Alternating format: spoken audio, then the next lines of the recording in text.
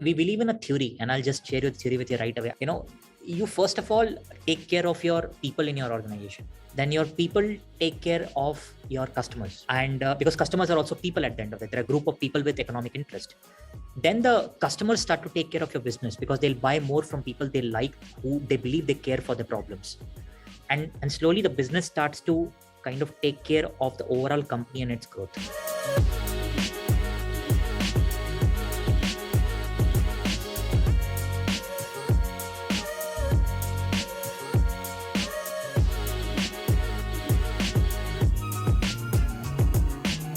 Hey folks, welcome to First Check Portfolio Shorts. My name is Noah Martins, and this is a series where we speak to founders of our portfolio companies so that we get to know their team, understand what they're building, and the problem they're trying to solve. If you like the content that we've been putting out, do like, share, and subscribe so that we can reach more founders and startup enthusiasts like you. Today's very special guest is Abhishek Bhalab, co-founder of ExtraEdge. ExtraEdge is a powerful CRM and marketing automation software that helps admission teams increase, manage, and predict their admissions. Their CRM software helps you get deeper insights into your prospect's journey, automate the tasks you hate, and close more admissions faster. Their software also helps you engage with your prospects, convert more inquiries, and run complete admission marketing campaigns at scale. I had a great conversation with Abhishek, and it was really great to hear his business philosophy. His company is growing at a stellar rate, so stick around till the end of the episode if you want to learn more. Abhishek, thank you so much for joining me. It's a pleasure to talk to you. Yeah, and thanks. It's great to be talking to you. All right. So let's start by talking about the problem that you're trying to solve at ExtraEdge. Of course. So Noah, pandemic has been the real demonetization moment for education. And what it has done is that there are two core problems that a lot of companies are trying to solve, and that's where you see the lot of venture capital money that being poured in. So if I translate what that money is being poured in for, there are two kind of buckets according to me. The one bucket is a consumer problem, that how do you impart learning outcomes to kids from their K-12 to their higher ed and upskill them. And companies like Byju, Topper, Unacademy, and Upgrad on the higher end are working on to solve that problem. That how do they do at scale? How do that online, right, in a digital first world? There's another side of the problem that ExtraEdge is going after, that before you impart those learning outcomes, you need to first acquire those students, right? And this acquisition will be, or the go-to market will be predominantly digital.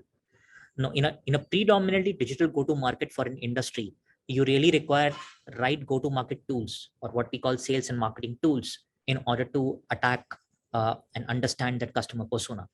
So that's where ExtraEdge comes in. So ExtraEdge is a full stack sales operating system built for ready-made for the education brands, and we help them increase, manage, and predict their sales day in, day out. And our product is used by their admission outreach, marketing, go-to-market teams to optimize their funnel, increase their conversions, and build really focused, targeted campaigns to move the needle of their top line and to optimize their bottom line.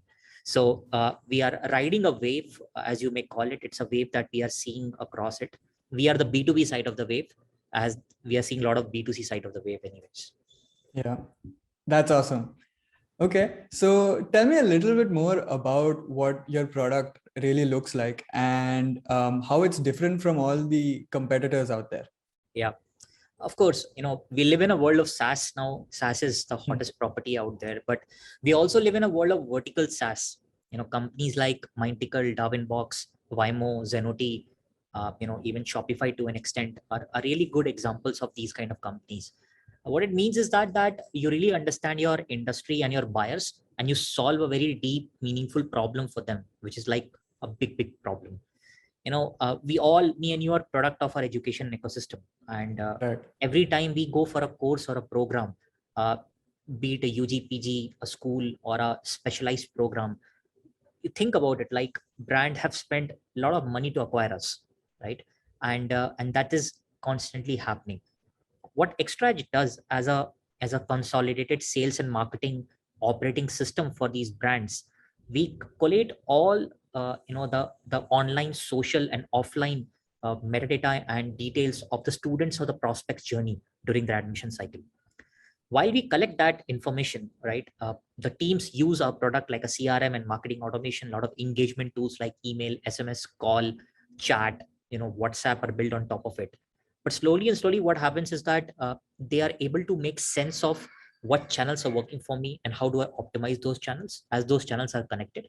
And while the funnel comes in, by looking at the right leading and lagging indicators that Xtra product provides them during the student journey, they are able to take right decisions to convert a kid, right? So think of us like we are like a sales force or a sales loft, but only built for education use cases. And that is very meaningful because it's like a new category that we are creating called education marketing software. There are players already in US and across the world in this category, but in India it's a new category. And guess what, now we live in a digital first acquisition world in education. So no wonder we are growing fast, and we are riding that wave that we are currently seeing of brands acquiring prospect students digitally. And whenever in an industry that happens, Noah, right, the go to market engine needs to be very much fine tuned and changed, and we are the tool that's accelerating or like a catalyst to facilitate that go to market change. Right. Why did you decide that now is the right time to build this? Well, we were building it even before the pandemic. So sometimes you are just at the right time, at the right place with the right solution. And, I believe that it's happen, chance and luck most of the times. And the remaining part that remains is your hard work and persistence. So we were already building this company for near about 4.5 years. And, but the last 2 years have been very incredibly interesting for us because we were growing literally around 120%, 140% year on year, around 30% quarter on quarter. And while the advice given during pandemic was to save cash and preserve yourself, we had a dichotomy that whether we should be spending cash because we were increasing our revenue, which happened with a lot of edtech brands. So what we ended up doing is that saving money and still growing, which proved to be very interesting for us. But I think it's a very interesting thing happening in the education ecosystem. So for the first time, education industry across the globe is being looked as a serious sales and marketing engine, and it's getting fine tuned, which it was not earlier. And when anything like that happens, from offline movement to online movement, the industry changes, the stakeholder changes, the buying behavior changes because their consumers have changed. So it's the millennials like you who make choices. I mean, and they don't follow herd mentality, right? Like probably my parents used to do. So when the consumer has changed, brands need to change. They need a go to market engine, and I think we are just at the right place at the right time building a sales OS for this industry. That's awesome. Okay. So what's your progress so far? What does the traction look like? How many teams are using Xtra Edge at the moment? Yep. Sure. So now we have around near about 180 odd customers, and they're all, we operate primarily in the mid market and to the north of mid market and north of SMB. Our average ticket size ranges from around $10,000 to $300,000 yearly contracts. We are, we will end this year at near about to north of $1 million in terms of ARR. And we have been at there by growing at 20%, 22% quarter on quarter. And that has been our progress. So we grew by 2.5x as compared to last year's ARR as compared to this year, how we will end.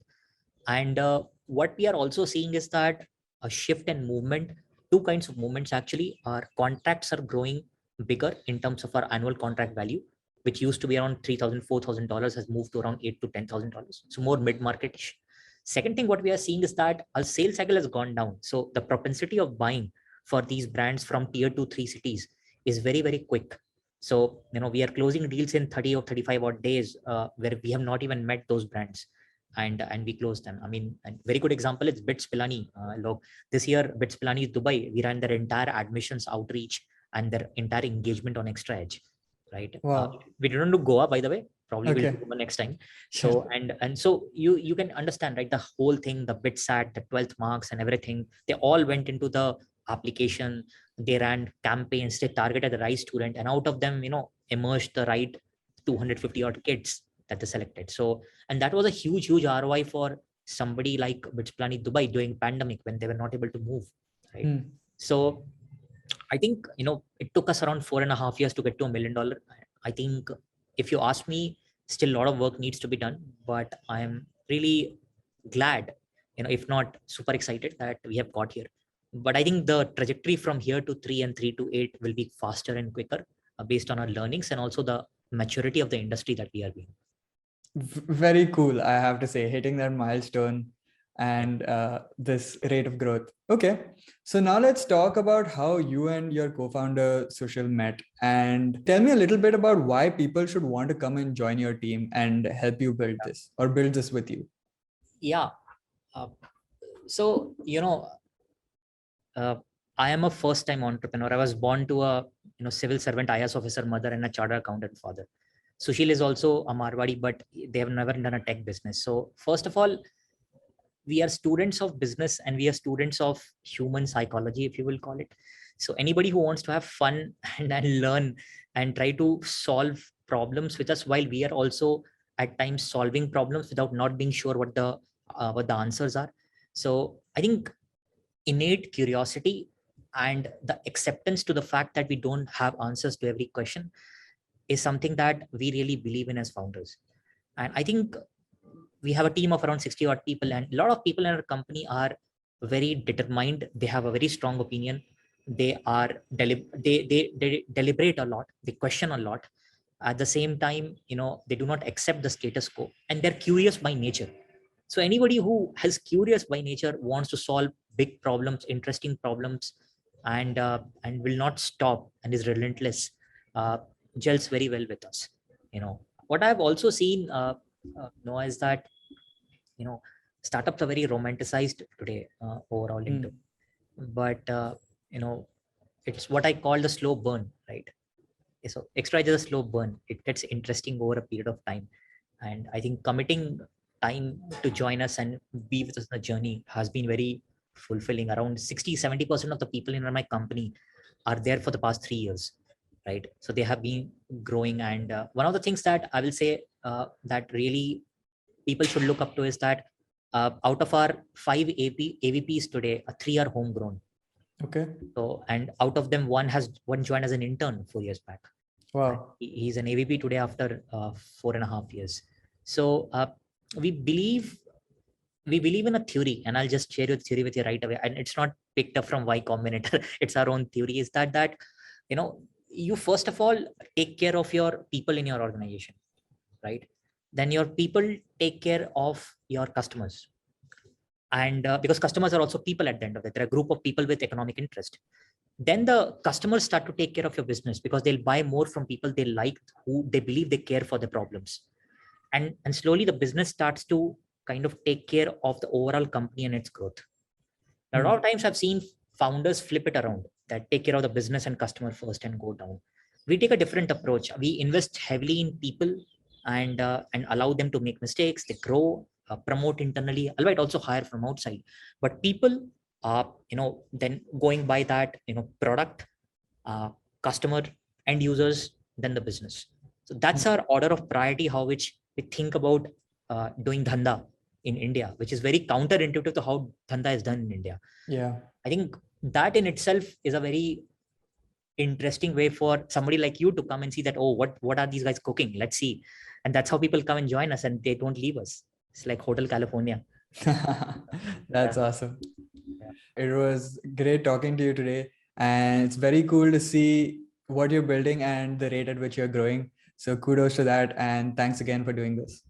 Thank you very much. And before we leave, I would really like to say that I'm a very proud and happy entrepreneur from First Check family. And I think big shout out to Kushal and all the operating partners for giving us an opportunity to be a part of this extended family. That's awesome. Thanks. Thank you so much. Thank you. Thank you.